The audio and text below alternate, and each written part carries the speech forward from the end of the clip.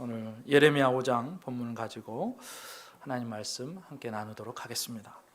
하나님께서 애굽에서 종살이하고 있던 히브리 노예들을 건져내셔 가지고 시내 산으로 이끌어 가셔서 그곳에서 언약을 맺습니다.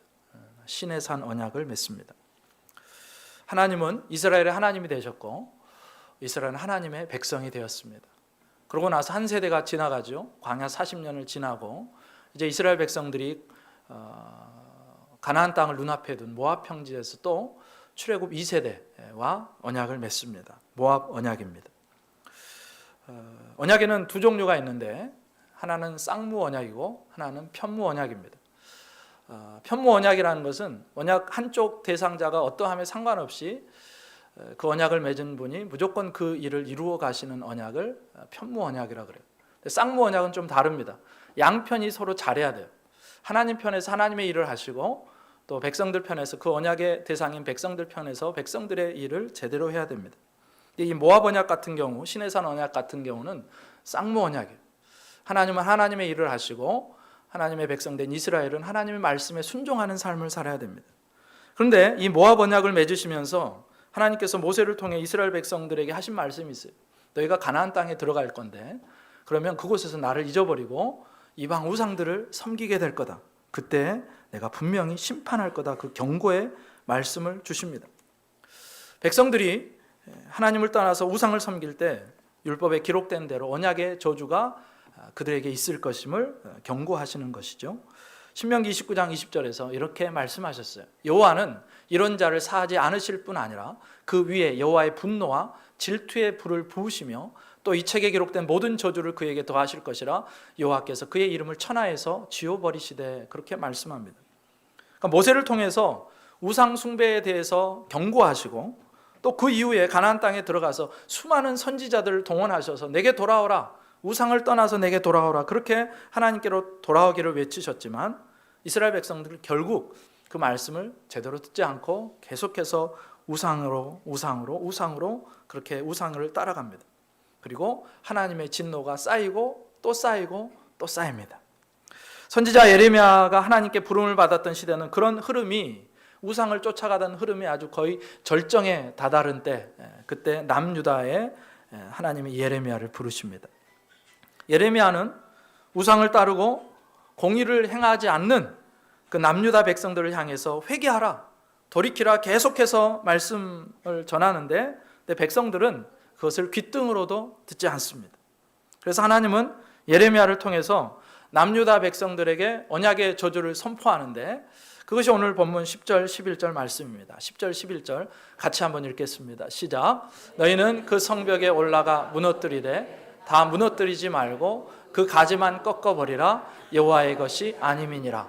여호와의 말씀이니라. 이스라엘의 집과 유다의 집이 내게 신임이 반역하였느니라. 아멘. 하나님께서 하나님의 말씀을 뒤로하고 우상을 따라가던 그 유다 백성들을 심판하시기 위해서 한 나라를 부르십니다. 역사를 통해서 보면 이 나라가 바로 바벨론 제국이라는 것을 알게 됩니다. 바벨론 제국아 너희는 그 성벽에 올라가서 무너뜨려라, 그렇게 말씀하세요. 근데 이 성벽이라는 해석이 다른 해석으로도 불릴 수 있는데 포도나무라고도 해석할 수 있어요. 바로 뒷부분에 포도나무 가지가 나온 것으로 봐서 이 성벽이라는 단어를 포도나무로 그렇게 바꾸어 읽어도 더 효과적으로 읽을 수 있습니다. 그러니까 하나님께서 바벨론이라는 제국을 향해서 너희는 남유다라는 포도나무에 올라가서 그 포도나무의 가지들을 꺾어버려라. 그러나 전부 그렇게 하지는 말아라. 그 가지 중 일부만 꺾으라. 그렇게 하나님이 말씀하십니다. 그러니까 하나님께서 남유다를 심판하시는데 바벨론이라는 제국을 들어서 심판하시는데 전부 다 그 가지를 꺾어버리지 않으시고 남은 가지가 있게 하시겠다, 그런 말씀입니다. 그리고 그 남은 자 이외에 그 가지들, 열매 맺지 못하는 가지들, 하나님께 반역했던 가지들을 다 꺾도록 하나님이 명령하시는 거죠. 그러면 도대체 하나님께 반역했다고 하는데 도대체 언약의 저주에 따라 이들이 언약의 저주에 따라 저주를 받고 불심판을 받는데 그 반역의 내용이 뭐냐? 12절 13절에 이렇게 나옵니다. 그들이 여호와를 인정하지 아니하며 말하기를 여호와께서는 계시지 아니하니 재앙이 우리에게 임하지 아니할 것이요 우리가 칼과 기근을 보지 아니할 것이며 선지자들은 바람이라 말씀이 그들의 속에 있지 아니한즉 그같이 그들이 당하리라 하느니라. 여기 보시면 반역의 내용이 뭐냐면 여호와를 인정하지 않는 것입니다. 그리고 두 가지 카테고리로 나와요. 첫 번째는 그 사람들이, 유다 백성들이 여호와께서 계시지 않다라고 소리치는 것이고, 또 한편에서는 선지자들은 바람이라 하면서 선지자들을 인정하지 않는 모습, 그것을 하나님께 대한 반역으로 설명하십니다. 여호와께서 계시지 않다, 이 첫 번째 반역의 내용을 보면 이 번역이 좀 모호한데, 히브리어를 살펴보면 부정의 의미가 아니라 거부한다, 그런 뜻입니다. 이스라엘 역사에도 잘 볼 수 있듯이 이스라엘 백성들은, 남유다 백성들은 단 한 번도 하나님의 존재를 인정하지 않은 적이 없습니다. 하나님 계시다는 걸 알아요. 그러면 도대체 이 사람들이 무엇을 부인하고 거부했느냐? 바로 다음 구절에 명확하게 나오죠. 재앙이 우리에게 임하지 아니할 것이요 우리가 칼과 기근을 보지 아니할 것이며, 재앙이 우리에게 임하지 않을 거다, 칼과 기근을 우리가 보지 않을 거다. 그러니까 심판하시는 하나님, 재앙을 내리신 그 하나님을 거부하고 부인하는 것입니다. 우리가 이렇게 해도 하나님은 우리에게 벌하지 않을 거야. 우리가 아무렇게나 해도 하나님은 우리를 심판하지 않을 거야. 그런 잘못된 생각을 이들이 갖고 있었다는 것입니다. 그러니까 예레미야 시대에 남유다 백성들이 가진 하나님에 대한 이미지, 하나님 상이 있었는데 심판하지 않는 하나님, 재앙을 내리지 않는 하나님, 그냥 멀리 서서 방관하시는 그런 하나님의 모습이었다는 것입니다. 비슷한 시대를 살았던 선지자 스바냐를 통해서 이런 남유다 백성들의 생각을 알 수 있는데, 스바냐 1장 12절에 이렇게 기록되어 있습니다. 중간을 보시면 마음속에 스스로 이르기를 여호와께서는 복도 내리지 아니하시며 화도 내리지 아니하시리라. 이게 당시 남유다 백성들이 가지고 있었던 하나님에 대한 생각입니다. 하나님의 존재, 하나님이 계시다는 건 아는데, 그렇게 하나님을 인정하지만 그 하나님이 자신들이 잘못 가고 언약을 배반하고 율법의 조항들을 어기고 하나님을 떠나서 우상에게로 가고 이웃들, 가난한 사람들을 압제하고 힘들게 할 때 하나님은 그때도 우리 모른 채 하실 걸, 우리를 심판하지 않으실 걸, 그런 생각을 가졌다는 것입니다. 남유다 백성들이 그렇게 자신감 있게 죄를 짓고 계속해서 돌아오는 선지자들의 선포를 듣고도 돌아오지 않았던 이유가 뭐냐? 바로 이렇게 잘못된 하나님에 대한 상을 가지고 있었기 때문에, 하나님에 대한 이미지를 가지고 있었기 때문에 그들은 잘못하면서도 하나님이 벌을 안 줄 줄 알고, 지금까지도 뭐 그랬는데 하나님 우린 별 탈 없는데, 그러면서 자기의 길을 갔더라는 것입니다. 그러니까 하나님께서는 이것을 가리켜서 하나님에 대한 반역이라고 말씀하시는 거예요. 하나님에 대한 바른 지식을 갖지 않고 잘못된 하나님을 이야기하면서 자기의 길로 가는 것, 그것을 하나님은 반역이라고 표현하십니다. 사랑의 하나님만 있고 심판의 하나님을 이야기하지 않는다면 그것은 하나님에 대한 반역입니다.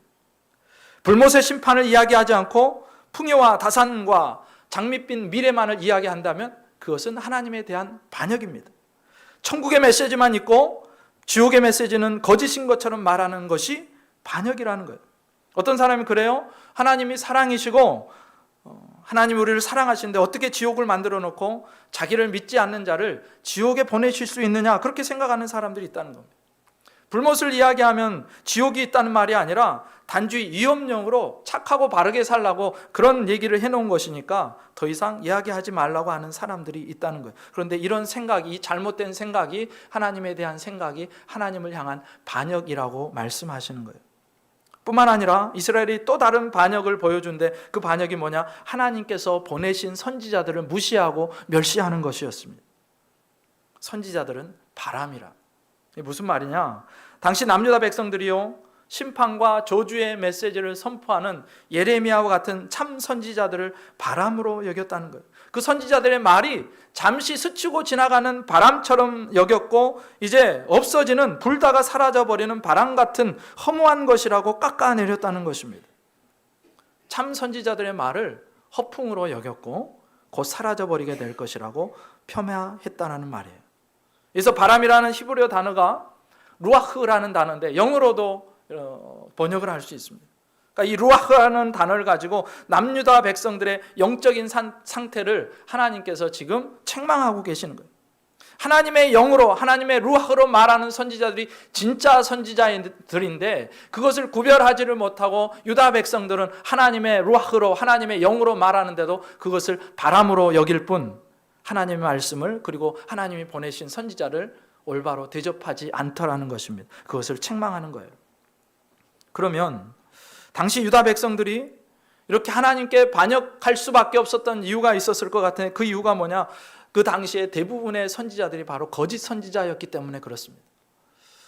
예레미야가 하나님께 부름받은 그 시대에 많은 선지자들이 있었는데, 선지자라고 자기를 소개하는 사람들이 많이 있었는데 그 중에 99% 이상이 잘못된 메시지를 전하는, 하나님이 말씀하신 것을 전하지 않고 자기의 생각과 백성들이 원하는 메시지만을 전하는 거짓 선지자들이었고, 아주 극소수만이 참된 선지자였다는 거예요. 그래서 남유다 백성들이 들을 때는 99%의 메시지가 다 번영의 메시지고 회복의 메시지고 희망의 메시지, 1%만이 심판의 메시지고 저주의 메시지. 그래서 여러분 같으면 어떤 메시지를 원하시겠습니까? 당신들은 곧 심판받을 겁니다. 당신들 앞에 하나님의 진노가 쌓여 있습니다. 빨리 회개하고 돌이키십시오. 이런 메시지하고, 당신들 하나님이 사랑하십니다. 하나님께서 여러분의 장래에 복된 미래를 계획하고 계십니다. 1번과 2번 중에 여러분 같으면 어떤 메시지를 원하시겠습니까? 당연히 사람들은 나에게 복을 선언하고 내 미래를 행복하고 아름답게 말해주는 그런 메시지를 원할 것입니다. 심판은 없다. 하나님께서 우리에게 복을 주실 거다. 세상 어떤 나라도 우리를 정복할 수 없다. 하나님이 우리 편이다. 그러니 칼과 기근과 심판은 우리와 상관없다. 예를 들어서 북이스라엘 시대에도 그런 거짓 선지자들이 아주 많았습니다. 아하비요 여호사밧 왕과 전쟁에 나가려고 할 때 선지자들을 불러 모았어요. 전쟁에 가서 승리하겠느냐? 그때 미가야 선지자를 제외한 시드기야와 다른 모든 선지자들이 왕에게 이런 예언을 합니다. 열왕기상 22장에 이렇게 나와요.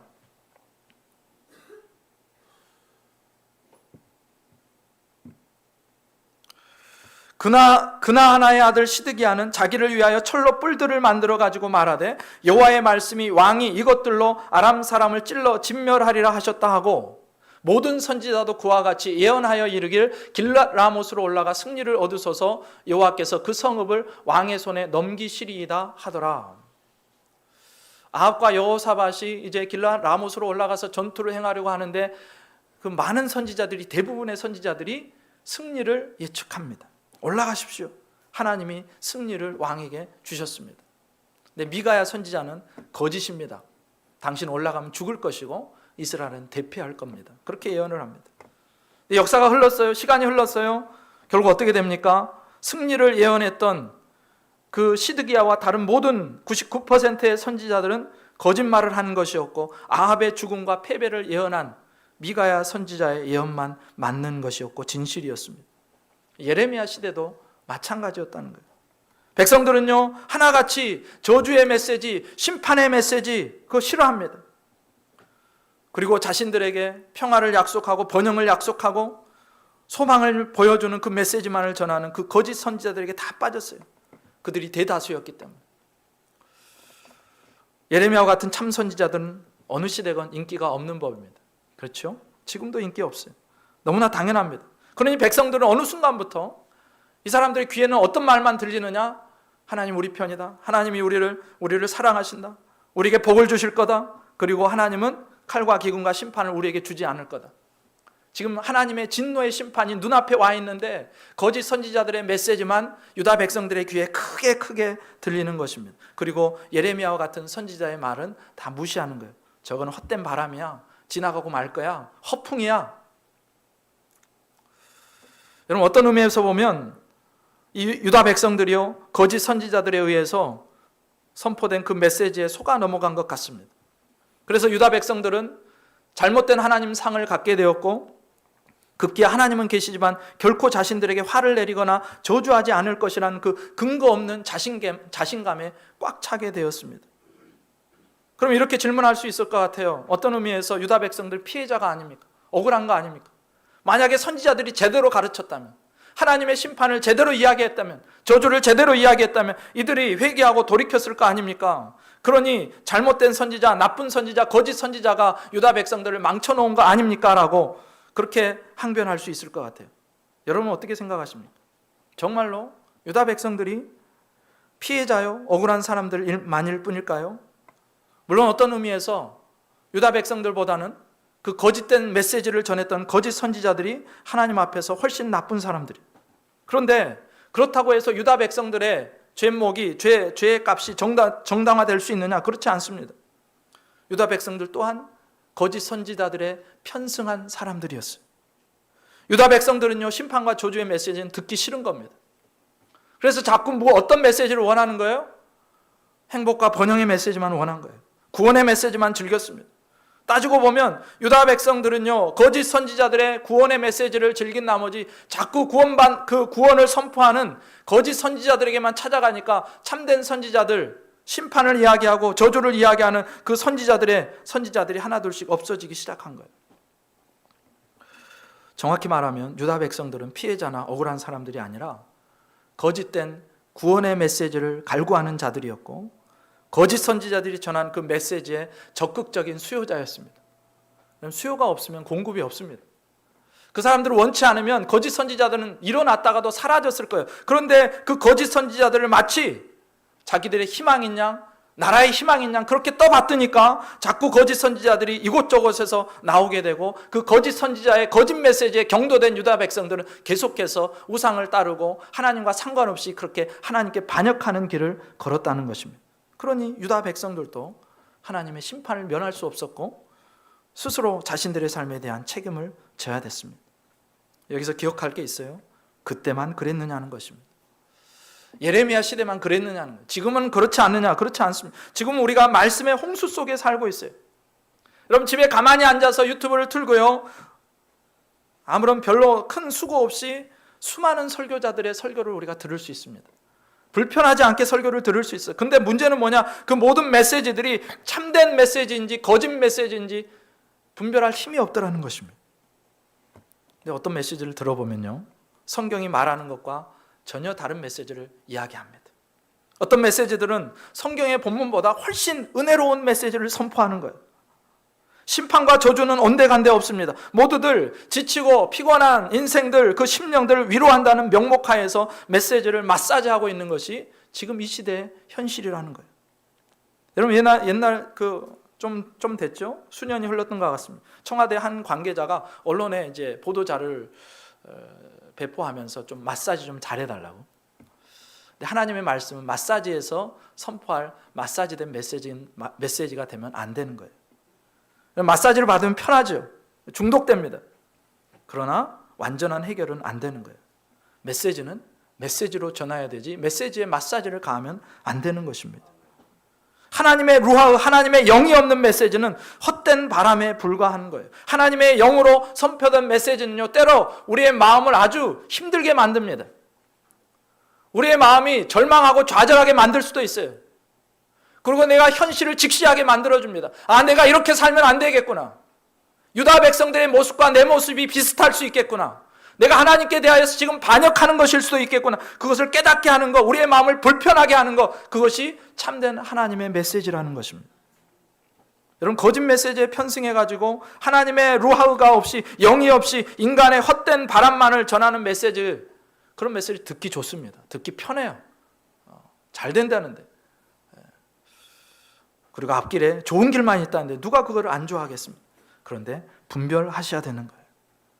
진짜 참된 말씀, 하나님의 말씀이 칼처럼 창처럼 내게 나를 찌르고 들어와서 그 말씀 앞에 내가 어쩔 수 없이 항복하고, 그 말씀 앞에 내가 나의 죄를 자복하고, 그 말씀 앞에 다시 옷깃을 여미고 나의 삶을 다시 되돌이키는 그런 말씀으로 하나님의 말씀을 우리가 받아야 되는데, 그 말씀이 저와 여러분의 심령에 날마다 들려질 수 있기를 주님의 이름으로 축복합니다. 남유다 백성들은 그렇게 하지 못했어요. 하나님의 영이 없는 그저 헛된 바람에 지나지 않는 그 거짓 선지자들의 달콤한 메시지만은 즐거워했고, 그 소리를 들으면서 자기들은 우상을 섬기고 자기들은 지금 여전히 바알에게 아세라에게 많은 것들을 갖다 바치고 가난하고 불쌍한 사람들을 압제하면서도 자기는 잘 되고 있다고 그렇게 속으로 생각했다는 것. 결국 회개하고 돌이킬 수 있는 기회를 다 허비해버리고 하나님의 심판이 이제 저들 앞에 놓이게 되었습니다. 예레미야를 통해서 심판을 14절에서 이렇게 선언하세요. 같이 한번 읽습니다. 시작. 그러므로 만군의 하나님 여호와께서 이와 같이 말씀하시니라. 너희가 이 말을 하였은즉 볼지어다 내가 내 입에 있는 나의 말을 불이 되게 하고 이 백성을 나무가 되게 하여 불사르리라. 아멘. 하나님의 선지자를 통해서 진짜 하나님의 영으로 선포했던 예레미야와 같은 선지자의 말을 바람처럼 여기고 헛된 허풍으로 여겼던 그 백성들을 향해서 지금 하나님이 심판을 선언하세요. 뭐라고 선언하시느냐? 이제 그 하나님의 말씀이 너희에게 불이 되게 하겠다 말씀하십니다. 여러분 생각해 보십시오. 사실 하나님의 말씀이 처음부터 불로 우리에게 나오는 건 아니에요. 본문에서 불이 되겠다 하고 말씀하신 것은 하나님의 말씀이 처음에는 불이 아니었다는 것을 알게 됩니다. 대신에 하나님의 말씀은 백성들에게 회개를 요구하고 돌이켜 하나님을 잘 섬기는 것을 요구합니다. 책망하시는 말씀이요 회개를 요구하시는 말씀이에요. 그 말씀 앞에 올바르게 반응해서 내 옷을 찢고 가슴을 찢고 마음을 찢고 하나님 지금까지 우상을 섬기며 다른 사람들을 압제하며 잘못된 길로 갔습니다. 주님 용서해 주십시오. 돌이킵니다 라고 그렇게 올바른 반응을 하게 된다면 그 말씀은 불이 되지 않고 그들을 용서하고 그들과 하나님의 관계를 새롭게 하는 그런 생명의 말씀이 될 것입니다. 문제는 뭐냐? 그 말씀 앞에 제대로 반응하지 않을 때, 그 말씀을 바람으로 여기고 허풍으로 여길 때, 그때 하나님의 말씀은요 선지자의 입에서 불과 같이 된다는 거예요.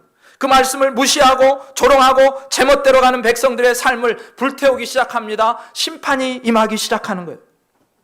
여러분 하나님의 말씀은요 우리를 살리기도 하지만 우리를 죽일 수도 있어요.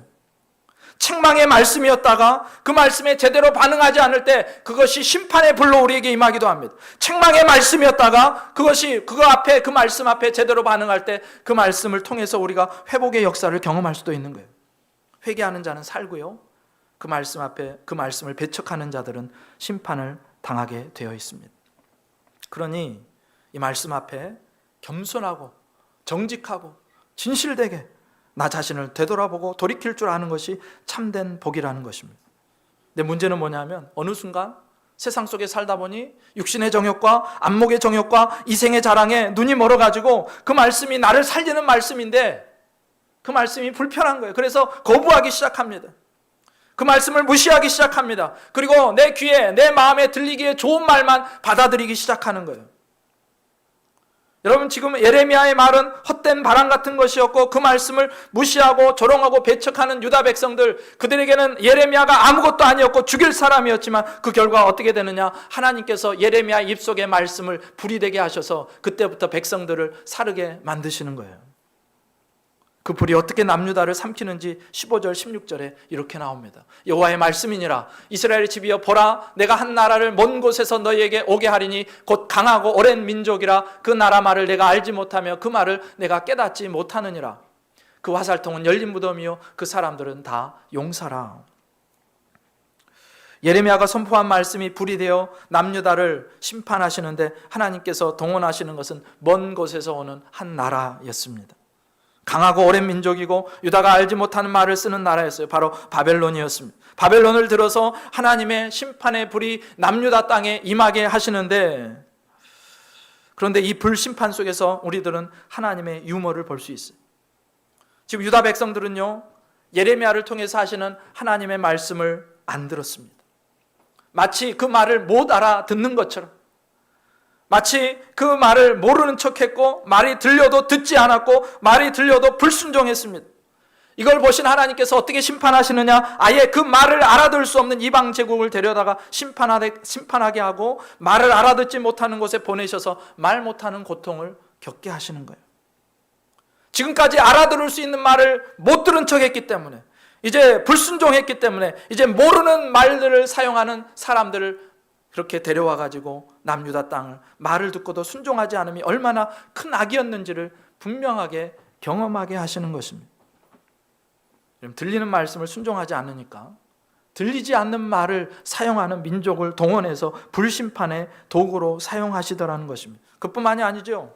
남유다 백성들은요, 예레미야와 같은 참된 선지자의 선포를 들으면서 그러면서도 우리에게는 칼이 임하지 않을 거야, 기근이 임하지 않을 거야, 우리에게는 하나님의 재앙이 임하지 않을 거야, 그렇게 호언장담했는데, 그런데 그를 향해서 하나님은 어떻게 하시느냐? 음식이 눈앞에 보이는데도 먹을 수 없도록 대적들이 취하게 하십니다. 대적들의 칼에 예루살렘 땅이 완전히 회파되게 하십니다. 17절에 그렇게 나오죠. 그들이 내 자녀들이 먹을 추수곡물과 양식을 먹으며 내 양떼와 소떼를 먹으며 내 포도나무와 무화과나무 열매를 먹으며 내가 믿는 견고한 성들을 칼로 파멸하리라. 선지자를 통해서 주시는 하나님의 심판을 부정하니까 다시는 그런 소리를 입 밖에 내지 못하도록 그들이 부정하는 칼과 기근으로 심판하시는 겁니다. 예레미야 입에 넣어주신 하나님의 말씀이 불이 되어서 그 백성을 사르기 시작하는 심판이 시작되는 거예요. 여러분, 바벨론이 유다를 침공하고 마침내 성전이 불태워지고 수많은 사람들이 칼에 죽고 산 사람 중에 많은 숫자가 벗은 몸 벗은 발로 이렇게 쇠고랑에 그렇게 매여가지고 포로로 끌려갈 때 그들이 어떤 생각을 했을까 한번 생각해 보십시오. 내 가족을 다 잃어버리고 삶의 터전을 잃어버리고 성전을 잃어버리고 말을 알아듣지 못하는 먼 이방 제국의 수도로 끌려가는 유다 백성들을 상상해 보세요. 예레미야를 통해서 바로 얼마 전까지도 예레미야를 통해서 선포해 주셨던 그 하나님의 말씀이 바람처럼 왔다가 사라지는 그런 허풍인 줄 알았는데 이제야 그 말씀이 진리였고 진실이었다는 것을 깨닫게 됩니다. 그런데 어떻게 해요? 깨달아봐야 이미 다 심판이 임했는데 어떻게 합니까? 여러분, 심판이 임하기 전에 강단에서 선포된 하나님의 메시지가 불로 우리의 삶을 사르기 전에 깨닫고 돌이키고 회개하는 은혜의 역사가 우리 모두에게 있기를 주님의 이름으로 축복합니다. 네. 여러분, 백성들은요 그 가운데서 좌절했고 낙심했고 불이 자기들을 사르는 그 고통을 감내해야 했습니다. 그러나 반전이 있죠. 그 와중에도 하나님께서 저들에게 소망을 주셨다는 거예요. 바로 하나님께서 예레미야를 통해서 소망의 약속을 말씀해 주시는데 18절에 이렇게 나옵니다. 여호와의 말씀이니라 그때에도 내가 너희를 진멸하지는 아니하리라. 하나님이 심판을 하시는데 그 심판이 끝이 아닐 것이라고 말씀하시는 거예요. 심판을 하시는데 다 진멸하지 않고 남은 자들이 있을 것이라는 이야기입니다. 그 남은 자들과 내가 다시 언약을 세우고 다시 너희를 새롭게 할 것이다. 여러분, 혹시 우리가 잘못된 길을 가다가 듣지 않고 하나님의 말씀을 바람처럼 여기고 허풍처럼 여기다가 하나님의 심판 가운데 불심판 가운데 떨어질 때가 있어요. 그때 어떻게 해야 되느냐? 절망하고 좌절하는 것이 아니라 그 중에서도 나를 진멸하지 않으시고 다시 일으켜 세우셔서 하나님의 사람으로 회복하실 하나님을 바라봐야 되는 겁니다. 이런 불심판의 목적이요, 이 심판을 통해서 다 죽이고자 하는 게 아니에요. 불에 들어가면 불순물이 제거됩니다. 불에 들어가면 순결해지는 거예요. 그래서 불심판을 통과하고 나면 거룩한 하나님의 백성이 일어나게 되는 거예요. 그동안은요 마음의 욕심과 욕망을 따라 살았습니다. 말씀을 배척하고요 내게 주시는 진짜 하나님의 말씀, 예레미야를 통해서 주시는 그 말씀이 헛된 바람이라 허풍이라 생각하고 그렇게 살았어요. 듣고 싶은 말만 들었어요. 그래서 죄악의 길을 걸어가면서도 돌이킬 줄을 몰랐습니다. 그런데 이 불심판을 겪으면서 욕심과 욕망을 놓게 되는 거예요. 아, 하나님의 말씀이 진짜로 이루어지는구나. 그 말씀 앞에 내가 깨어 있어야겠구나. 그러면서 지금까지 내가 의지하고 내가 바라고 그렇게 소망하는 것들이 한순간에 불타버릴 수밖에 없고 하나님이 원하시지 않는 것들이 다 없어질 수밖에 없다는 것을 깨닫고 이제부터 내가 무엇을 소망하며 무엇을 의지하며 살아갈까? 불심판 속에서 그것을 생각하기 시작하는 겁니다. 여러분, 당시에 대궐 같은 집에서 살면서 큰 땅을 소유하고 있던 사람들은 그게 아마도 영원할 줄 알았을 거예요. 내가 가진 부가, 내가 가진 권력이, 내가 가진 힘이, 명예가 영원할 줄 알았을 것입니다. 그런데 하나님이 한번 불심판을 보내시니까 순식간에 그동안 가난한 사람들, 어려운 사람들 핍박해가지고 빨아들인 그 엄청난 토지와 그렇게 세워올린 대궐 같은 집과 그게 아무것도 소용이 없는 거예요. 나뿐만이 아니라 후손들에게 물려주면서 떵떵거리고 살겠지라고 생각했는데 그게 아니더라는 거예요. 불심판이 오니까 집도 불타고 불의하게 모은 모든 재산과 땅이 하나도 남지 않게 되는 것입니다. 소망을 이 땅에 두고 살면 안 되겠구나. 이게 불심판이 주는 유익입니다. 그래서 남은 자들이 어떻게 삽니까? 이전에는 그전에 세상적인 그 욕망과 욕심에 따라서 세상이 가지라고 그렇게 외치던 것들을 거머쥐고 움켜쥐며 살았는데 이제는 그렇지 않게 되는 거예요. 오직 하나님 한 분만을 바라보는 사람들로 변화되게 되는 것입니다. 우리는 하나님의 말씀, 책망하시고 경고하시는 말씀이 불로 변하는 나를 우리는 알지 못합니다.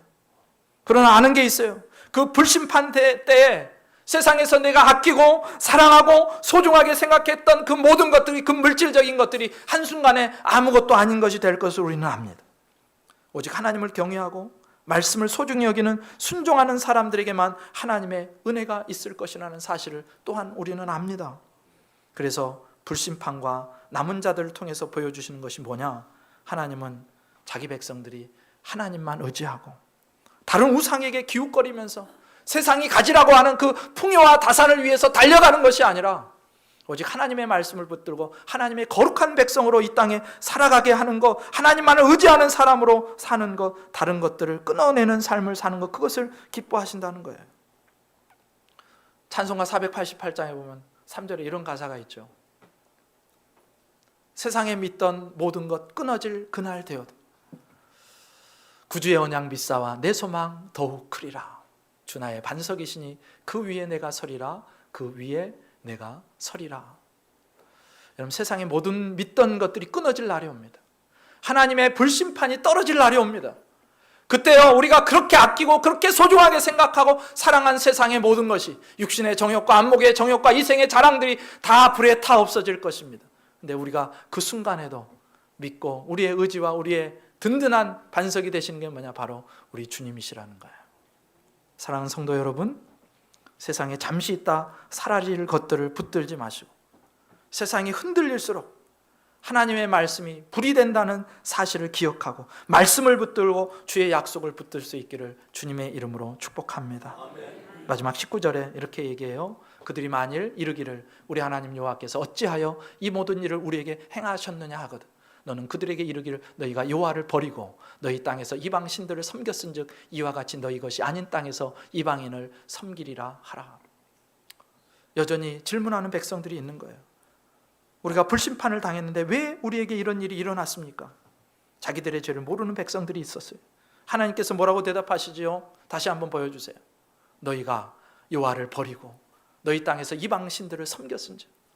이 사람들이 왜 이방 신들에게 계속해서 달려갔습니까? 그 바알이, 그 아세라가 주는 풍요와 다산 때문에 하나님을 저 뒤에 밀쳐놓고 바알과 아세라에게 달려가는 거예요. 세상의 돈, 세상의 재물을 의지하여 하나님을 뒤에 두고 달려가는 것입니다. 그러니 결국 무슨 말씀을 하고 싶은 거예요? 세상에 믿고 기대하고 의지하던 모든 것, 그 세상 것들 때문에 너희가 나를 버리고 그쪽으로 달려갔으나 그래서 너희에게 심판이 임한 것이다. 그러니 이제라도 오직 하나님 한 분을 의지하고 그분의 말씀을 붙들고 사는 하나님의 은혜의 백성으로 서라라고 하나님이 말씀하시는 것입니다. 세상에 믿던 모든 것 끊어질 그날 되어도 구주의 언약 믿사와 내 소망 더욱 크리라. 주 나의 반석이시니 그 위에 내가 서리라. 그 위에 내가 서리라. 이 찬송의 고백이 저와 여러분의 고백 되시기를 주님의 이름으로 축원합니다. 기도드리시겠습니다.